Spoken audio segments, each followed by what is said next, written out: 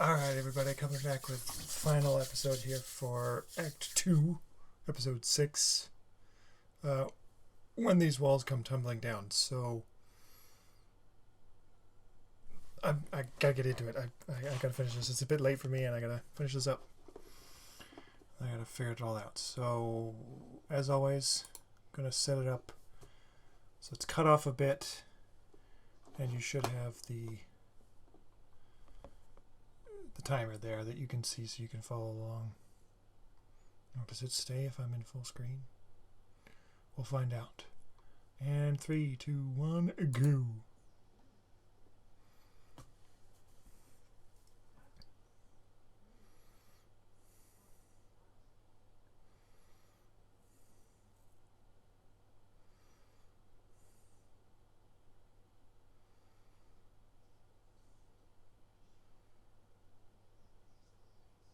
Oh, is this young Victor backstory?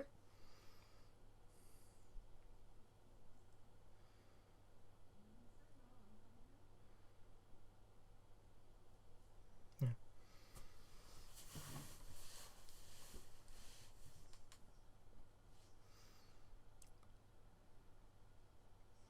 Seems that Victor's a bit of a ladies' man if he took advantage, but sadly has other things on his mind.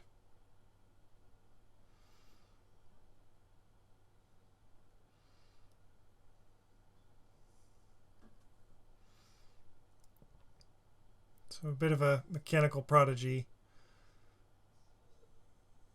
but still hindered by his situation at birth, and that's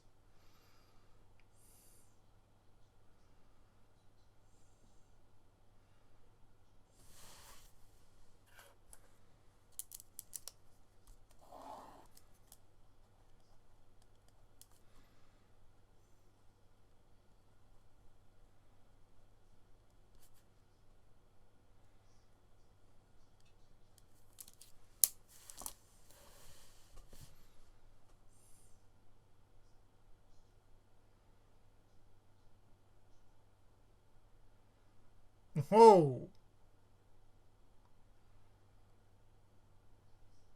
Oh, is this the guy responsible for Shimmer?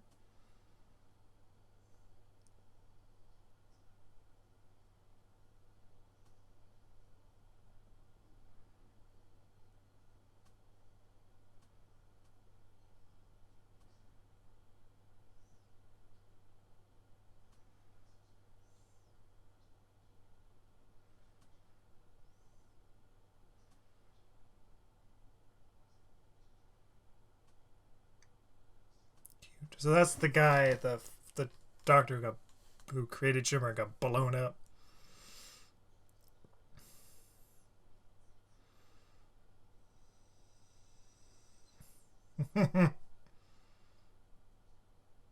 Adorable little critter.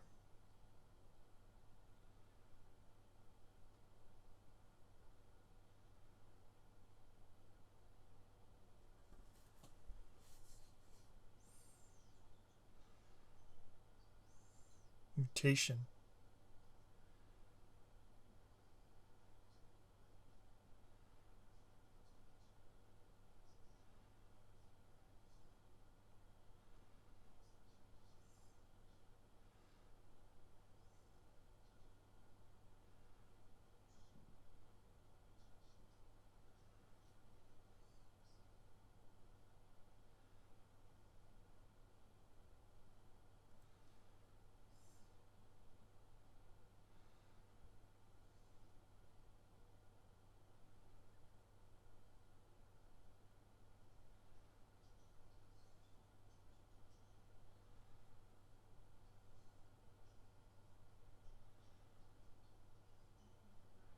Yeah, I suppose it's a long-lived species.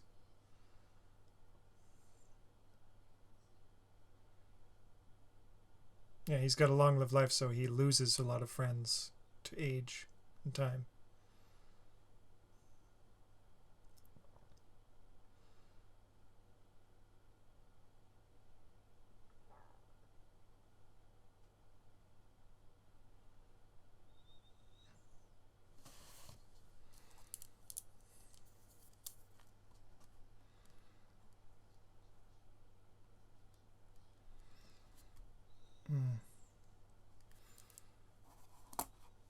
Yeah, so it's kind of interesting here with this the contrast where he's earlier he was against being in the spotlight and sort of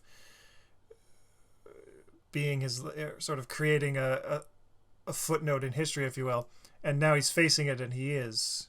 So I'm still not sure if he's if it's going to be a wedge that Jace is getting all the credit for all their work, even though he was part of it.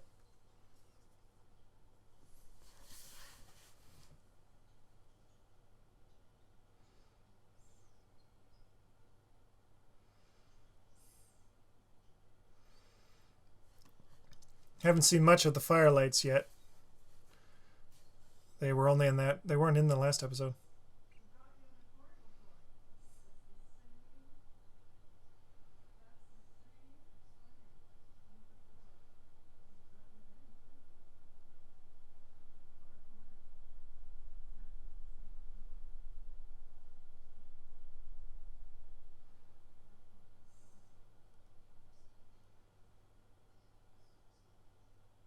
Oh, paints.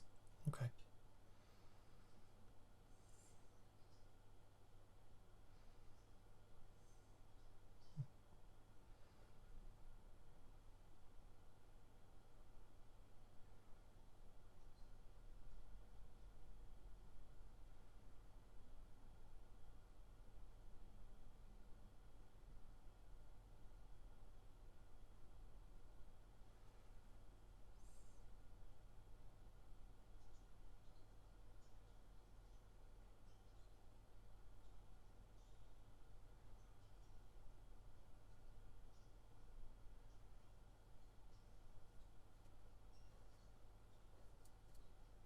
But you let it slide.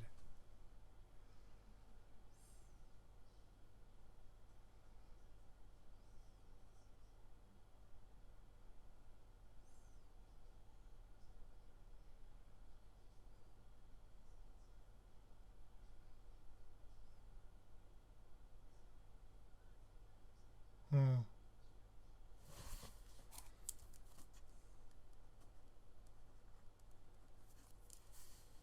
Oh. Hmm.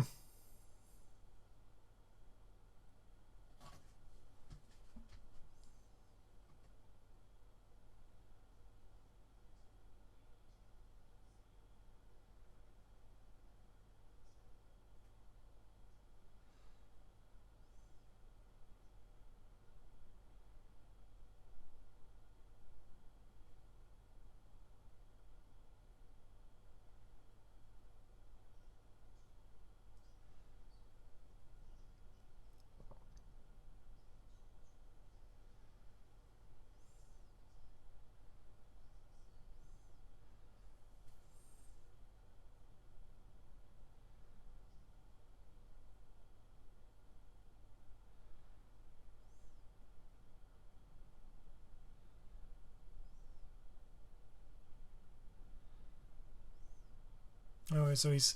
It did. Yeah, his blood did something. I'm still not sure what it is that it did, but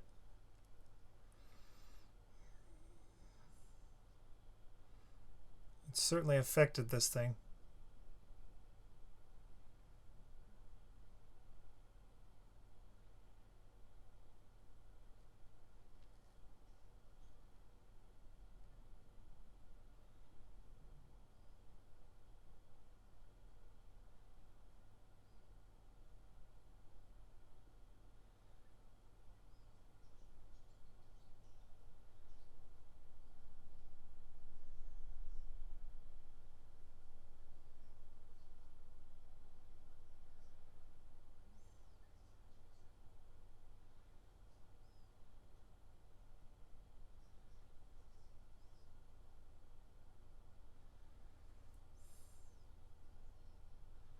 Yeah. Same drink.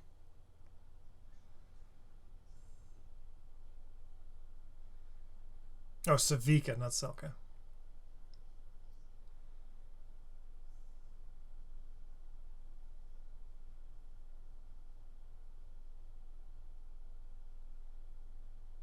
Jesus.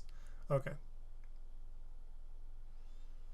So it's like clear everybody knows that she's unstable and dangerous. She kind of freaks them out.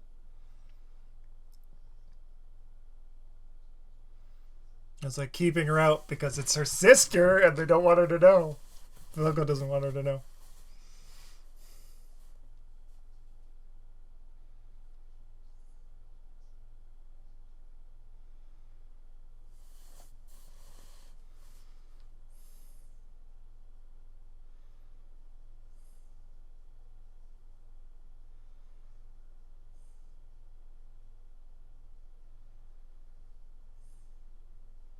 Oh.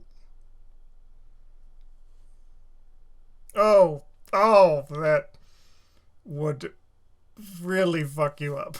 Sorry for swearing, but she hit her head going down. That would not be good. Oh, firelight, possibly echo.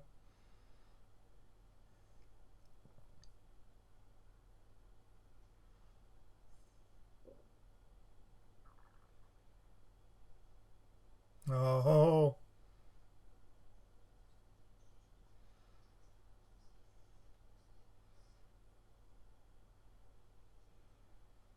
it's like yeah, it's like Jinx is pretty clever. She keeps setting traps for people, and so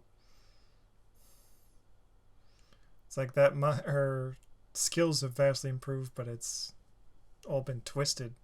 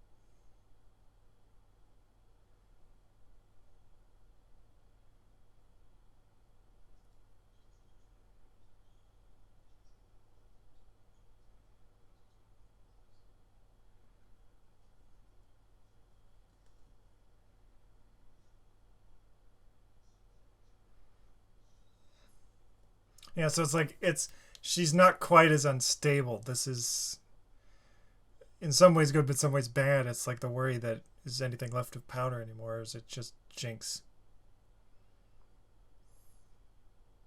And then we got Marcus struggling with all the crap he's had to deal with.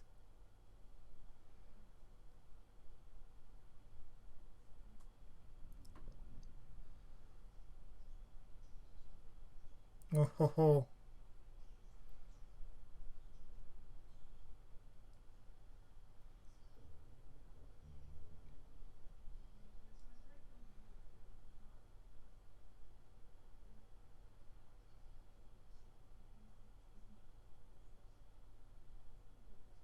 I think that was Timo.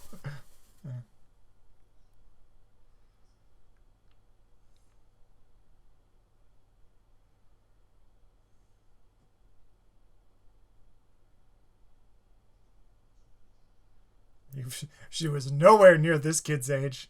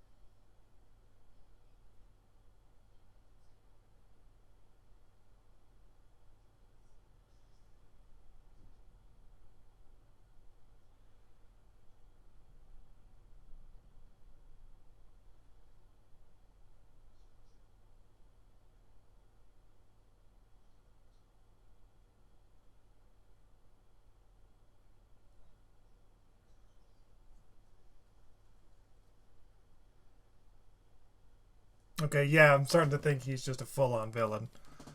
I mean, that's just some terrifying shit he just pulled.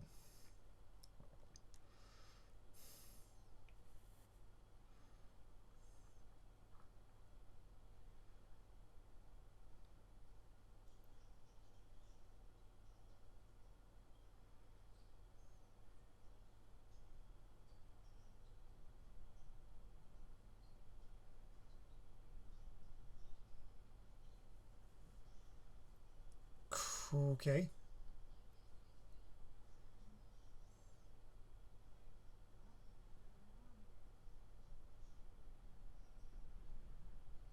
Doesn't seem to last, though.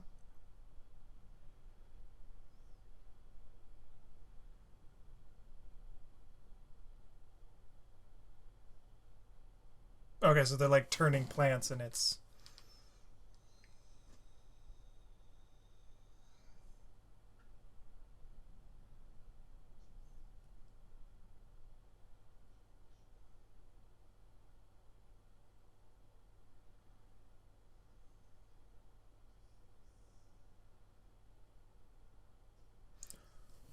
Wait, Sky was the girl he saw earlier. Is this a long-standing crush he's had on her?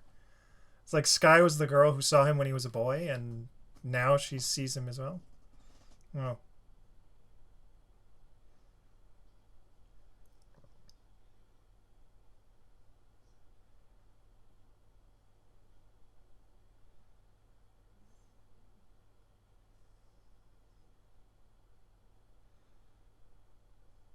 Yeah, I guess this is the downside of Shimmer.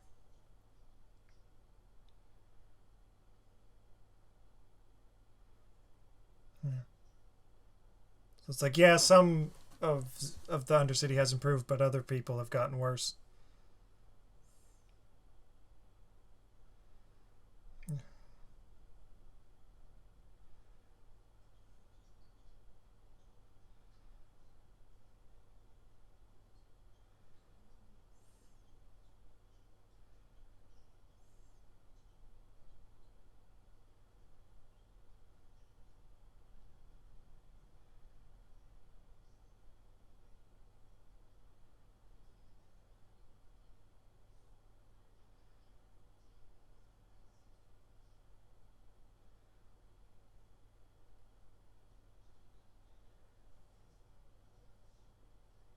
Hmm. Yeah, it's like, yeah.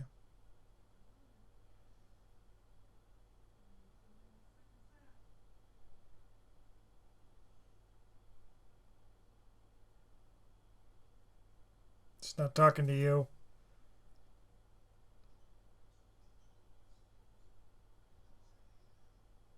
And it's like, it wasn't her choice. It's like, this is the same thing. It's like, Jinx is struggling with guilt about killing Thing, which was an accident, and she's struggling with guilt for leaving Jinx and Vi. And never mind. I'll talk about it later.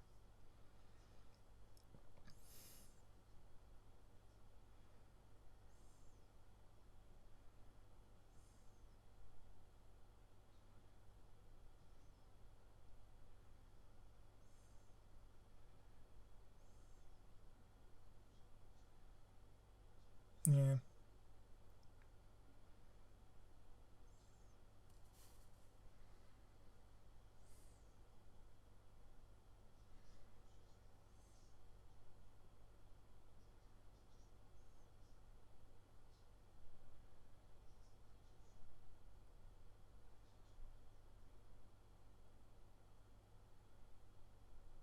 Oh, he did he use it on himself to do something?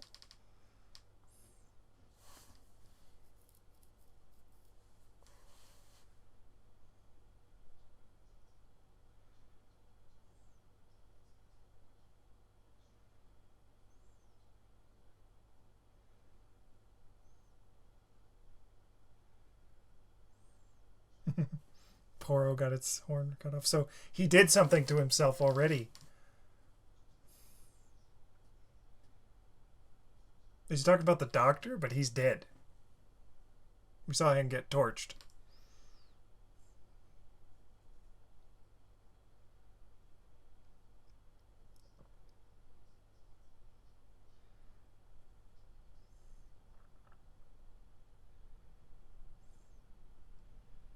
Oh, this is the guy from Act 1.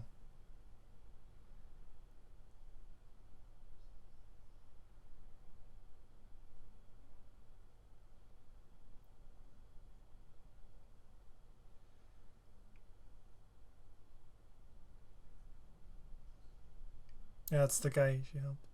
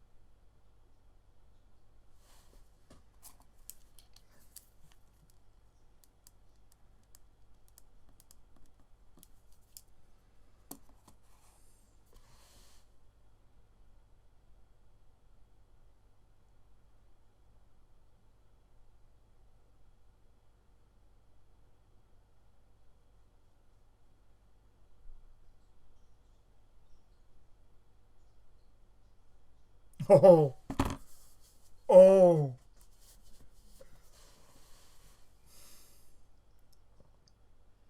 Is that Shimmer?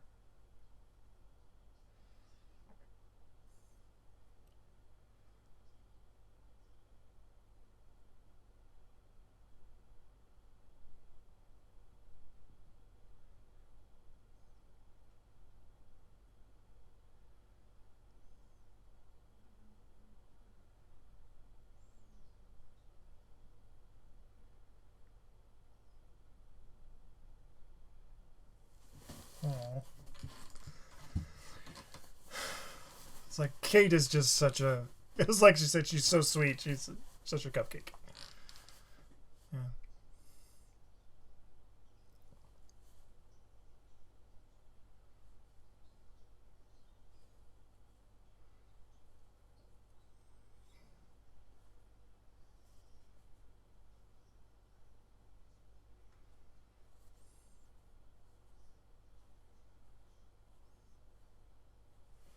Yeah. So it's like they've.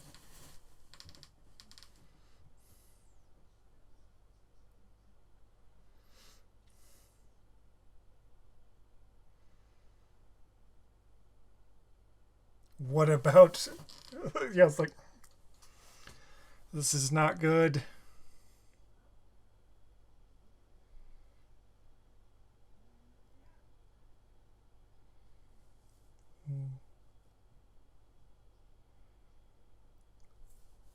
Okay, at least he's keeping some things close.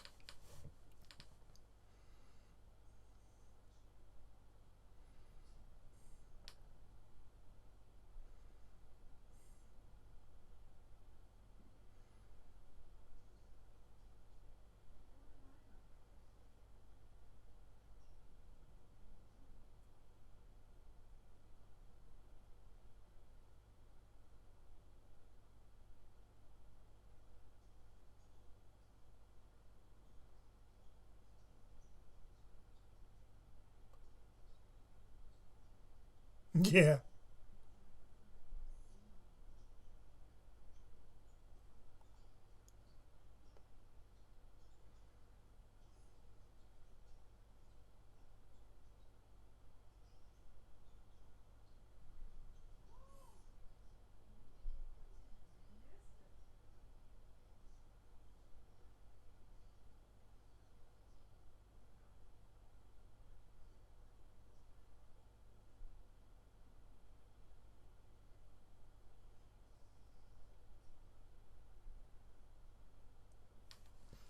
Yeah.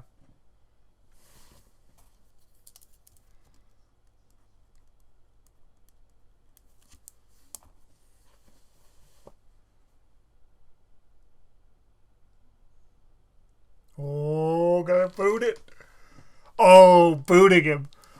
Oh. And they all, because, you know, this is the culmination. It's like this is where corruption is fully on takes over. The only sort of uncorrupted one was him.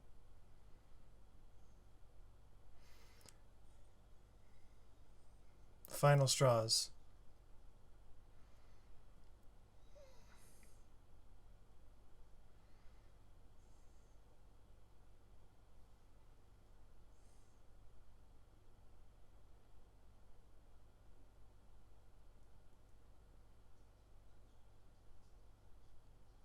There's an empty seat at that table.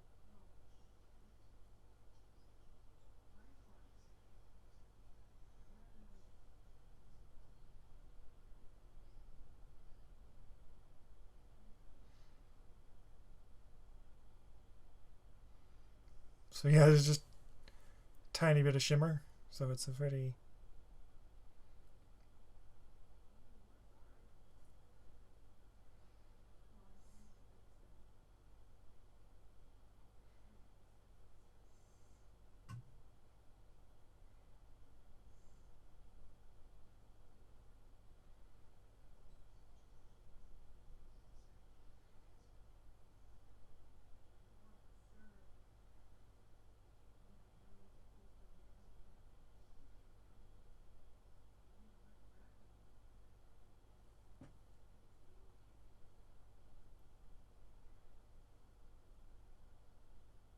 Yeah. So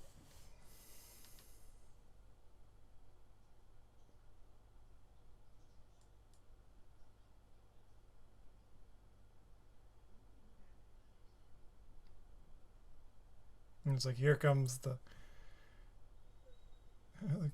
combination here. And this is their home. I guess this was their home before their parents were killed. And then they moved in with Vander. Because I'm pretty sure they lived with him. I don't know, though.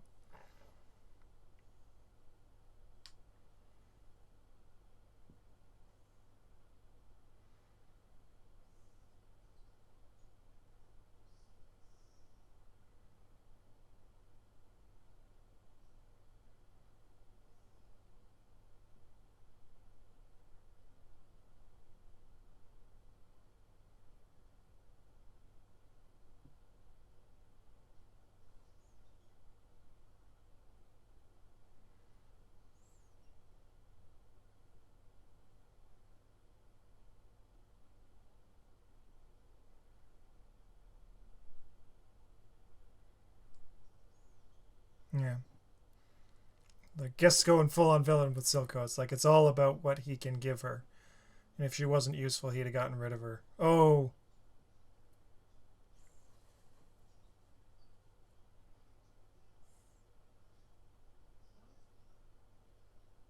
Oh, is she watching this? Is she seeing this?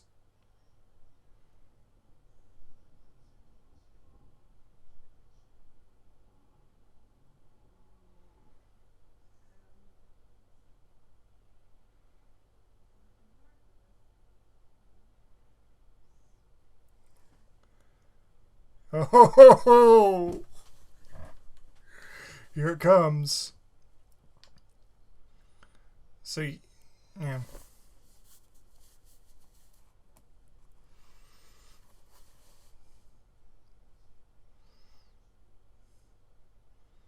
And of course, it didn't crush him because that would be too easy.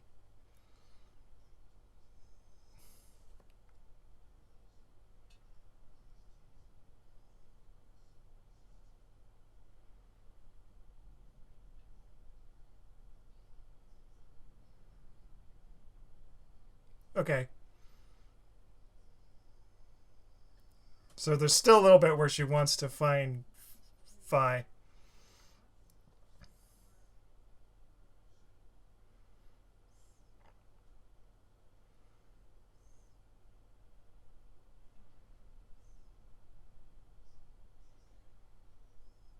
Yeah.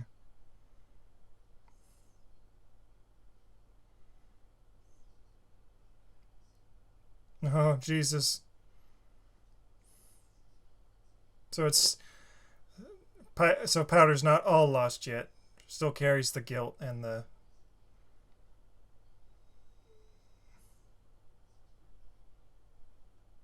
Yep, he's flipping out. Everything's coming to a head here.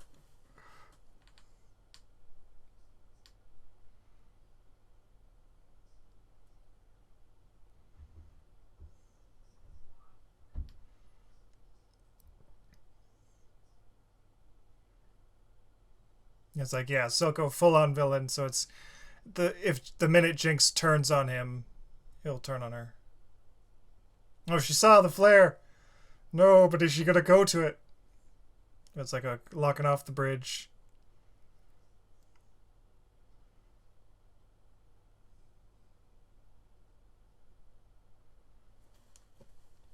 It looks like there's more than one bridge there. Yeah, there's more than one bridge now. And it's like it's coming to a head. Says, now what are they gonna do?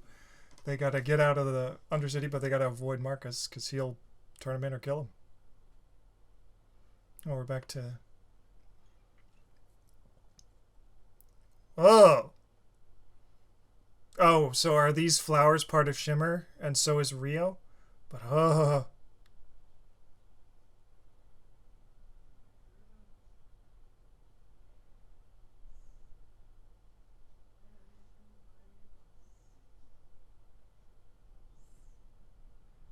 Yeah, so it's not saving Rio, he's saving some mutation. But what mutation? Is it that she can metabolize whatever that is? Okay, so maybe Rio is the source of Shimmer? And that's part of the mutation?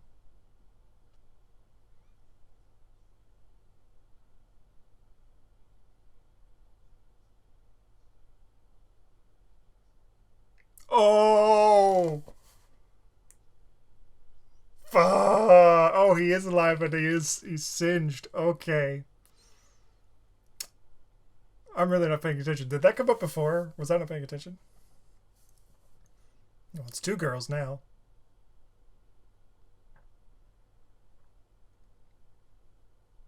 Wait.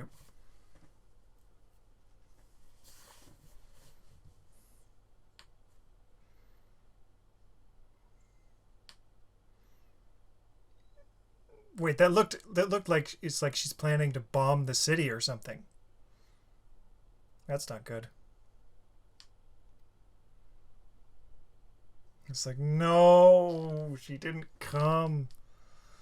Crap. It's like that was the last holdout. And it's like, of course, her sister didn't come to save her. That's the last straw. Oh! Oh, thank God. It's like the last, absolute last chance if I had. And whoo, did she take it.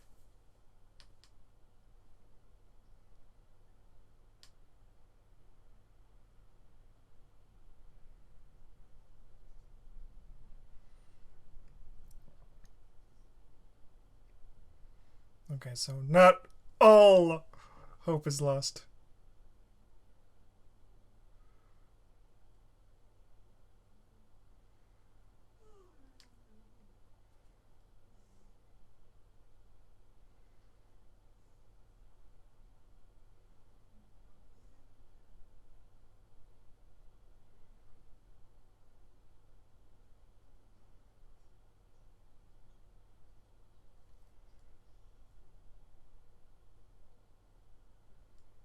Oh, pow pow.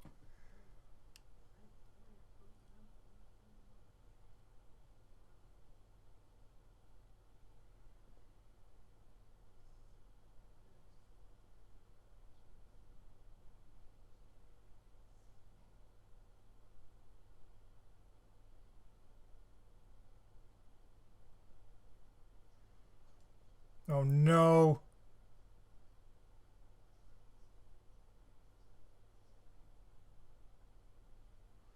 Oh no.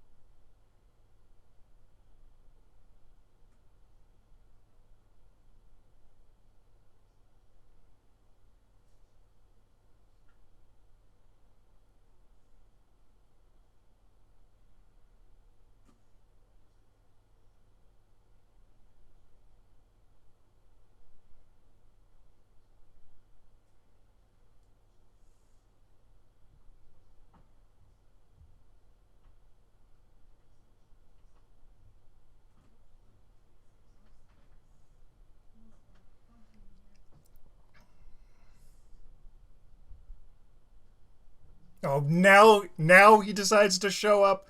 Shit.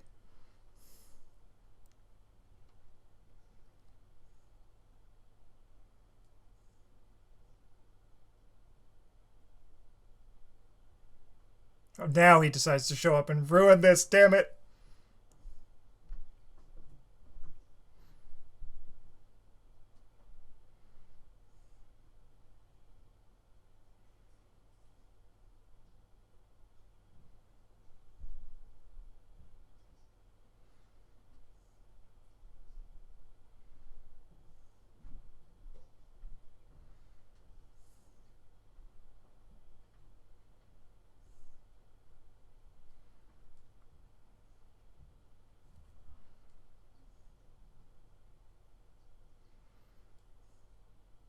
Yeah, it's like, yeah. It's like now she's seeing it. It's like she almost hit her sister. It's like she's completely out of it now.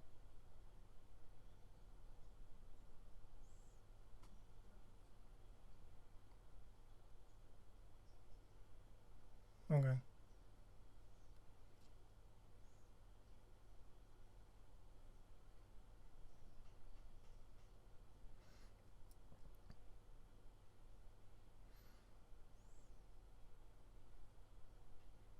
It's like now she's seeing it.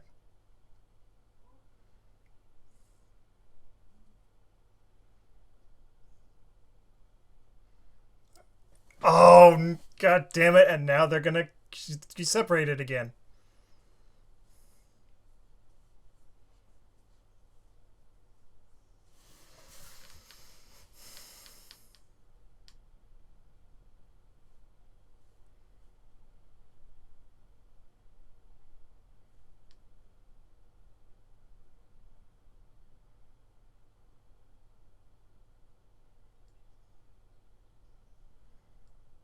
Now they're separated again. Why is he doing this now?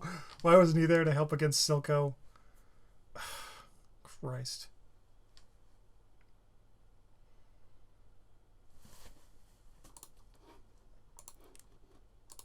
God damn it. Possibly Echo. Okay, so it's like that's that whole final scene is like the classic situation with this, where you've got the two troubled people, and you got the one who's just trying to help, and the other one who's not sure, and then you have all these other views, and it's all this misunderstanding coming together. And it's like, god damn it!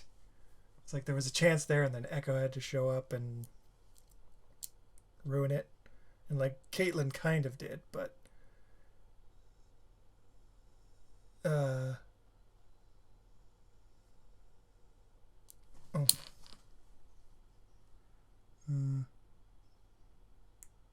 Oh, Jason Spizik. I didn't actually notice that he's Silco. Yeah, I know his voice from a couple things.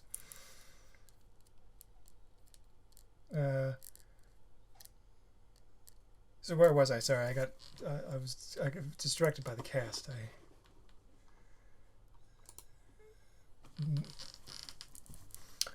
How do I go about this? What am I trying to say? So yeah, so it's all downhill. So it's like Powder's not completely and totally lost, in the sense that she's still looking for her sister, and you have that last chance, and she's admitting to that she's not the same person anymore, and we saw that, and she's still clearly unstable and dangerous. It's like she was firing wildly and almost hit Vi, and it's like now it just seems to be the thing, like no matter what they do, they keep getting pulled apart by other people, and this I'm thinking it's just I'm thinking that Echo could have done that with a little better tech. It's like he was watching them. Why the hell didn't he help them with Silco? Why come now? And it's like,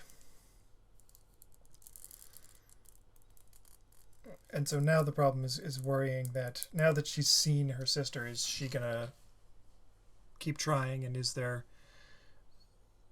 a chance to save her, to save Jinx or not? And we'll see. It's like, experience with these kind of stories, it's like more often than not it goes horribly wrong, and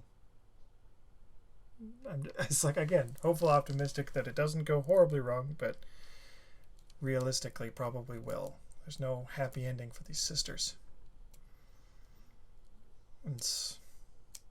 I gotta wait a little bit yet to get the last episodes because they're not out yet. They'll come out till Friday. I'll check that. And I don't. I'm a little stumped. I gotta pause for a sec. Okay. Now that I have a chance to try and collect my thoughts, but all I feel is like I just keep running circles around this. And I can't remember what I've already talked about. So I'm just gonna sort of go off on a bit of a tangent here with a little bit with Victor, where you get the impression from earlier episode that he's not really he doesn't really care about the spotlight. But I guess that's sort of the whole confronting mortality is like, what are we leaving behind? What is our legacy? What is our mark on the world when we're all said and done? It's like when you're in your youth, it's like you have all the time in the world and you kind of waste it, and then all of a sudden, so if you get in a situation like Victor, where his mortality has come much sooner than anticipated, you start to question what your legacy is. But it's also part of why he doesn't have, I assume, I mean, it could just be he's not interested in the fame and the fortune and the recognition. That's the thing. It's like I can't decide which one is which, and it's sort of this conflicting thing facing his mortality. It's like he hasn't taken advantage of the fame and fortune and the recognition because he's been so focused on the work. But now that he's facing immortality, he's questioning what he's leaving behind. It's like he's sort of self-deprecating and talking about how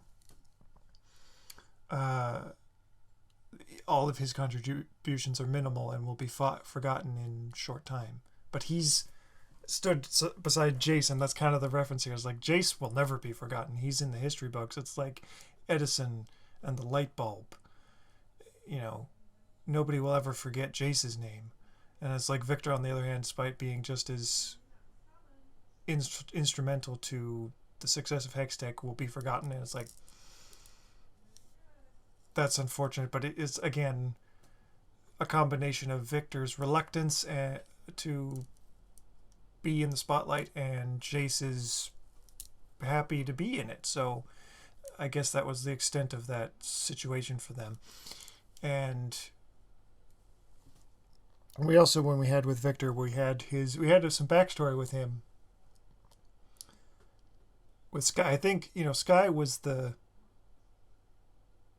was mention of Sky. That was the girl who saw him when he was a kid.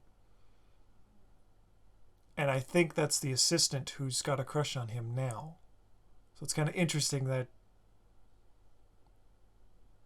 could have, is like, I mean, odds are it didn't start. It's just one of those small world things. They met all those years ago and they meet again now. And he's so focused on his work and his mortality that he's oblivious to it. And Victor is oblivious to her interest. And I guess again, when facing your mortality, it kind of takes precedence, especially in this situation where he has a possible solution to his ailment right in front of him. But, and like he said, it's uncharted waters. The key could be there, but they don't know where to look for it. And now they have their mentor figure in Heimerdinger being expressly against it. And it's like he's happy to accept it. Which leads me to Heimerdinger and Jace. It's like a little bit where we see it now. It's like the first time on that stage, Jace chose Heimerdinger's advice and didn't unveil their new things and sort of slowed down the project for helping the common man, which Victor took some slight offense at because he kind of needs focus to be on this common man tech, if you will.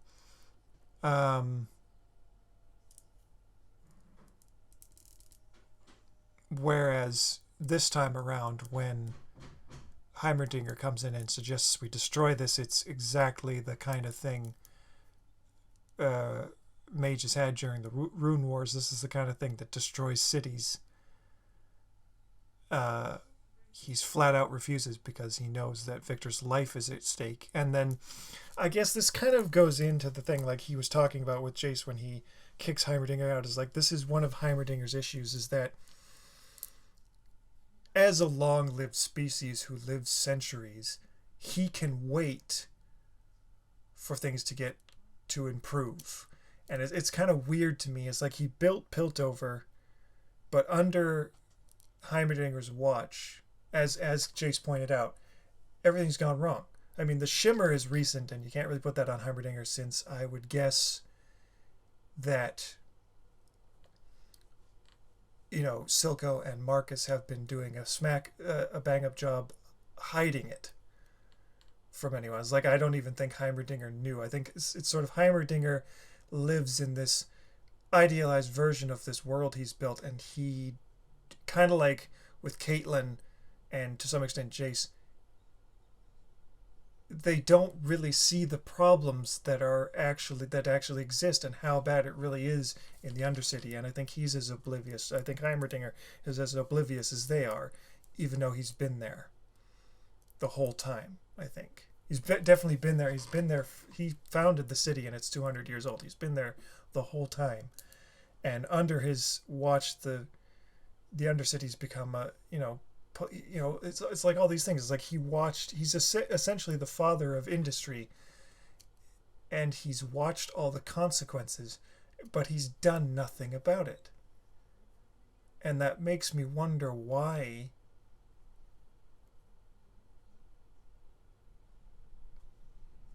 how has it gone unnoticed? How has he not noticed the corruption in the council?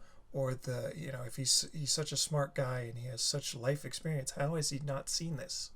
How has he not seen the corruption spreading through his city and the thing? But I guess then again, it's the long, it's the long view. He's, in his perspective, things have gone by.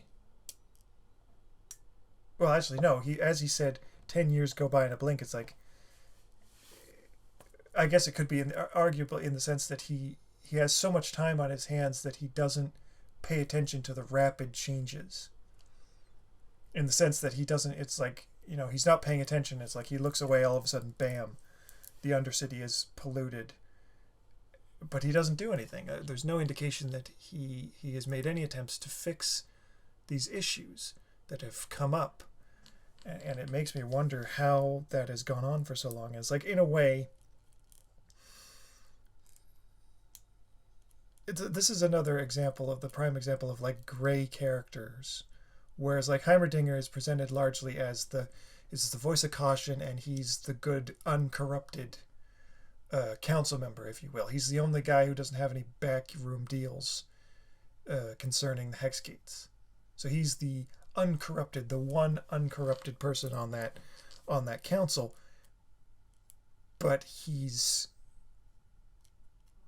under his watch, all of this stuff has gone wrong and nothing changes. He has made no attempts to change the conditions of the enforcers inflict on the Undercity, or confront the pollution and other issues and the poverty and all the other rampant systemic problems in his city. And he's done nothing to change it, to combat it, he's become detached somehow in all his time. And it could be partially that he's got the long-term thing where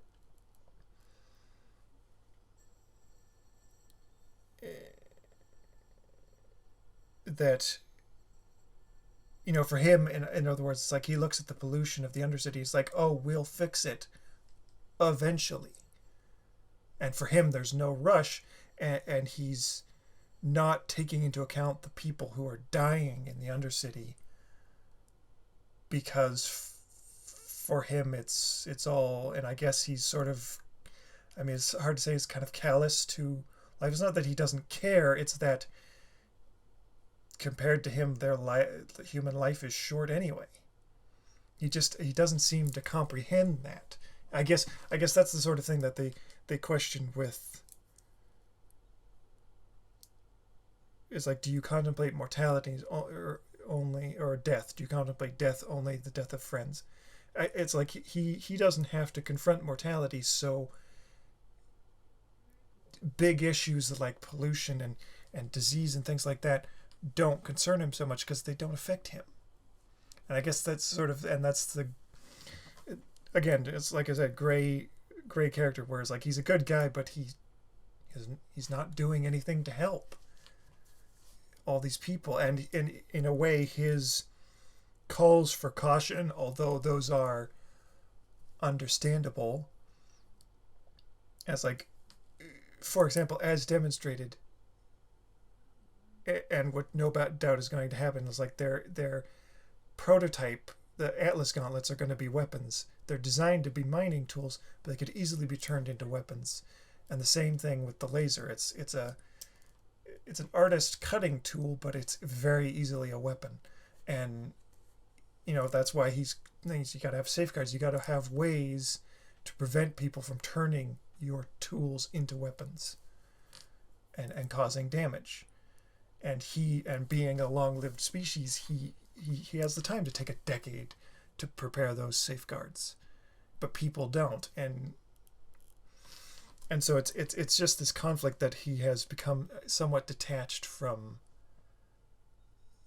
He's so focused on the long term that he has completely ignored the short term, and in that process is, basically he's always thinking ahead at what could be, all the possibilities,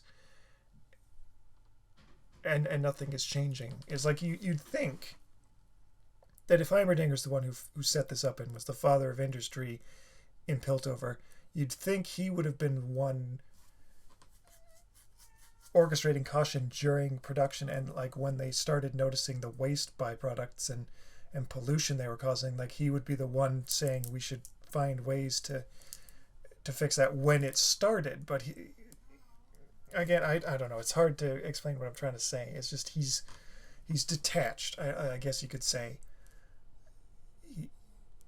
It's time is not as precious to him, because unlike so it's just like you. It's like when we're young and youthful, we think we have all the time in the world. We waste it on all sorts of silly things. So imagine if you were a species that could live centuries and not have to worry about. I mean, I don't know if he can get sick as Bandles. I know he's a Bandle, or not a Bandle. They have a name. Bandle City was the name of their town. I can't remember. I'm having a moment here where I can't. He's a different species, and I can't remember if they're definitely long-lived, but can he get sick? And I don't think so. So it's like, so imagine for a minute that you had centuries and you didn't have to worry about disease. You might have to worry about things. I'm sure he's not immortal. Like, you could shoot him and he'd die, I think. It's like if you shot Heimerdinger, he'd die. So he's immortal in this, or effectively immortal in the sense that disease and time won't take him.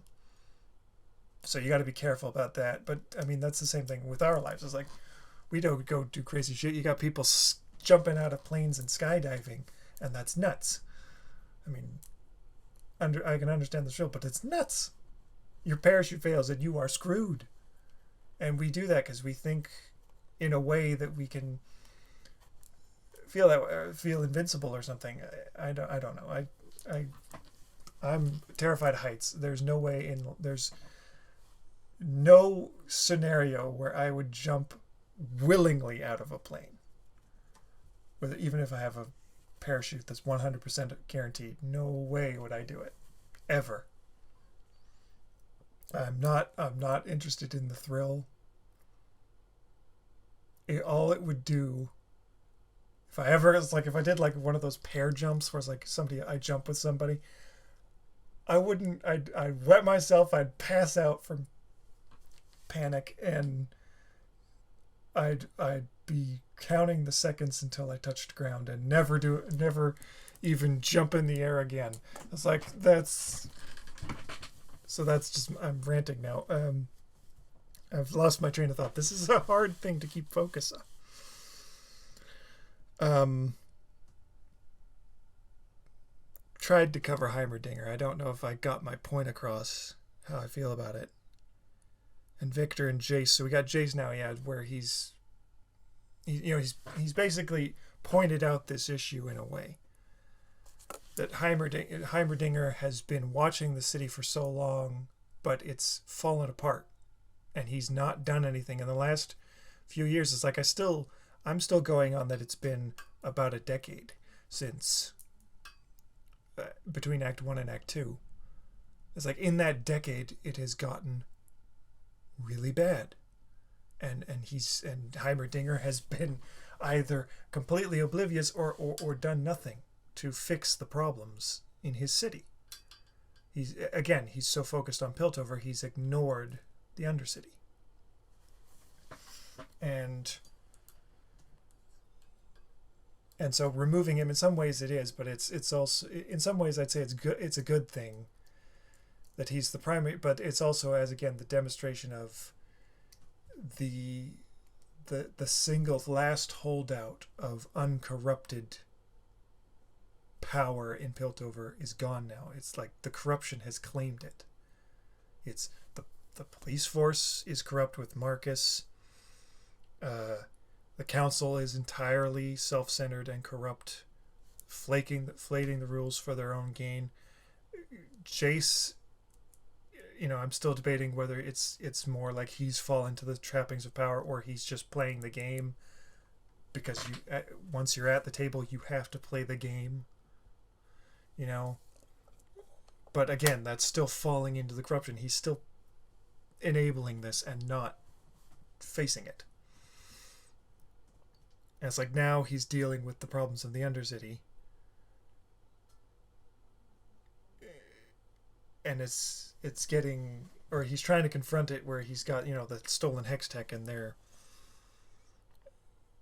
it's a worry here that it's going to explode, and there's not going to be, it's like, in a way, Marcus and Silco must have been the ones, in my opinion, from what I can intuit, they're the ones who basically averted the disaster that was forming back in Act 1.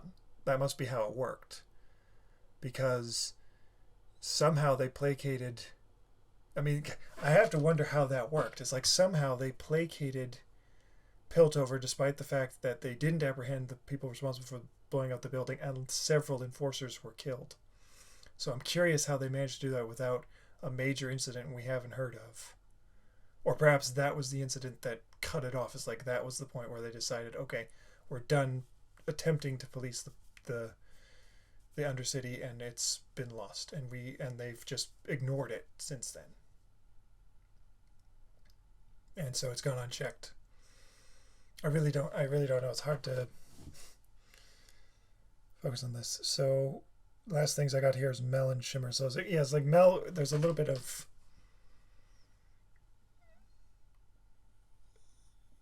again, this sort of, she comes off as this wealthy socialite who's looking to improve her position. It's like that was how we were introduced to her. It's like she's looking for something new that can enrich her in a way. She's the richest woman in Piltover, but it's still not enough for her family. It was like she's still the poorest in her family. So it's like she's competing with her family, and she's using everything she can to get to them, including Jace. And then we have this whole fling they're having. And there was that moment where he goes and rests her head on her. Jace rests his head on Mel's lap, and she seems sort of shocked and surprised. And it's, again, I can't decide, is it because it's pure manipulation and this close intimacy surprises her somehow? Or it's just something she's unfamiliar with because it's all mind games and power plays in her family. Because you have to imagine, it's like, again, she's the wealthiest person in Piltover, one of the most advanced and high society cities in the world of Runeterra, and she's still poorest compared to her family. It's like I can't quite tell where her family's from. I don't know. I don't want to be too much, but there was the red ships that she was painting. I don't know what that painting was, but there was the red ships, and I'm wondering if maybe she might be from Noxus. And she also talked about how she's not the same as her family. It's like they just take in. That's sort of Noxus is like they're conquerors. They take, and they don't really give anything back. And then she talked about that, how she has a chance to give things back this time. But I'm still uncertain if it's all manipulation for her own gain with Jace, or if she might have actually got real feelings for him, and it might have be surprising to her, even her, that it could be more than just mind games and power plays to life. So I'm curious how that's going to go. I imagine not going well. It's like I've got to think of where it's like there's no happy endings in this story. Really, I have the feel I feel like I'm guarding my heart. It's like I'd rather be surprised with a happy ending than disappointed, than get my hopes up for something good to happen and then it all goes to shit.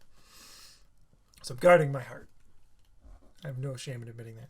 And then the last thing is Shimmer. We've got some, or sorry, no, it was Singed. That's the Singed and Shimmer. Our doctor guy, who Victor has known, is Singed, who's also another. He's another champion from League of Legends, and he's sort of the penultimate mad scientist. And there's the interest with Rio and Shimmer, where I can't decide whether Rio is somehow the source of Shimmer and it has something to do with the mutation, or if Shimmer is somehow used to keep her alive, because he's pumping, like that was the thing. It's like he put Rio on life support, basically horrific life support, to keep her or the mutation alive. But I haven't been clear what that mutation is. It's like, and if whether it's tied to Shimmer, and it's like those flowers. Is it a combination? It's like the flowers are fed through Rio, who with a mutation can process these toxic flowers and produce Shimmer, which they then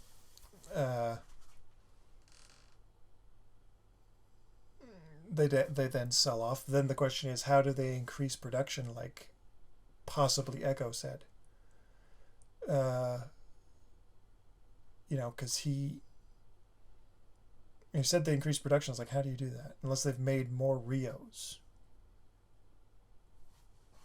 Like that, yeah, that'd be the scary thing. Is like, that might be like one of the scary reveals. Is like deep in their factories, they've taken people who have been succumbed to Shimmer, like the guy who helped Caitlyn, and they're now using them similar to Rio's. Like they process Shimmer for new people. That would be horrifying to think about. Oh man, I kind of freaked myself out thinking about it now. So I imagine that's all going to come to a head. We're all going to get the whole, we got Act 3 coming now, and it's, we're going to get all the action stuff. Vi'll get her gloves, and Jace, by the look of it, will get his hammer, although we haven't seen anything about his hammer yet. Victor will put on that arm, that laser arm, and some fighting's going to be going down. Not quite sure. And that was the other thing. Sorry, I skipped it with Victor. The whole point of that backstory with Victor was that he saw the modifications and things he'd done to Rio to keep her alive, the terrible things he did to her to keep her alive. And he found it sickening, and he left. And that's like, now he comes back as an older man. It's like he understands now. To further the research, you have to be willing to do possibly unethical and terrible things to further the research. Like he's gonna, it's like that's sort of the hole that Victor's falling into, is like he has to do terrible things in order to progress and save himself. It's like he's already tried, apparently. I think Heimerdinger caught him on that, where he said, "You've already done something yourself. What did you do?" And he's sort of, it's like he says nothing. You're crazy, sort of thing. But it's clear he got caught. It's like, so he's done something to himself already. I don't know what it is. He still looks ill. But then maybe that's the trick. It's like, the whole, with the intro, they show his brace coming off. It could be he's already fixed his limp and he's just keeping it on for show and doesn't actually need his cane anymore. So it's like maybe that's the change he's done or some other thing. But it is an oddity because if I remember correctly, Victor was a machine guy, or maybe that's just an alternate version of him where it was more about mechanical stuff, not human augmentation. It was like cyborg versus genetically altered superhuman. He'd prefer to augment you with tech that doesn't wear out and it can improve your body versus improving the body itself. I think that was his thing. So it's sort of gone in a different direction with him. And I'm curious, it might do something similar where he might do some mechanical augmentation to himself, kind of like with Rio, how mechanical life support was used to keep her alive. He's going to do the same to himself to keep himself alive. And we'll see. We'll see when we get to it. And I think I covered everything. I'm pretty sure I dropped a few ideas that I went off on tangents and forgot the questions I was talking about. Ooh, it's late for me. I've covered my notes, but I feel like I'm forgetting things. I don't know. I'm going to call it here. So thanks for watching. Thumbs up if you like it. Comment below. And I'll see you in the next one. Okay? Bye.